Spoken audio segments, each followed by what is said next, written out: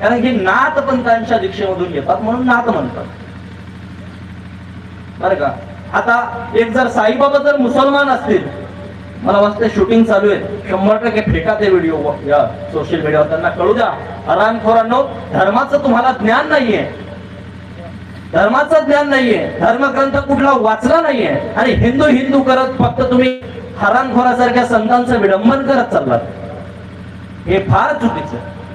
मी स्वतः साईबाबांचा पूर्ण इतिहास वाचला, माझ्या गुरुवर्यांनी मला संपूर्ण इतिहास त्यांचा दाखवला, सांगितला. गुरुवर्य धनंजयभाई देसाईंनी पूर्ण दाखवलं. ते नाथपंथ, त्यांचं नाव भाई आहे. मुंबईकडं कुणाला पण भाई भाई म्हणतात, दादा म्हणजे भाई, आपल्याकडे दादा म्हणतात, भाऊ म्हणतात, तिकडे भाई म्हणतात.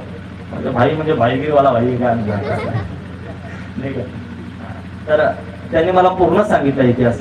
नाथपंथामध्ये मी विभूत माझ्या डोक्याला दिसत असेल, आपण अंगारा म्हणतो, ही भस्म लावल्या जाते.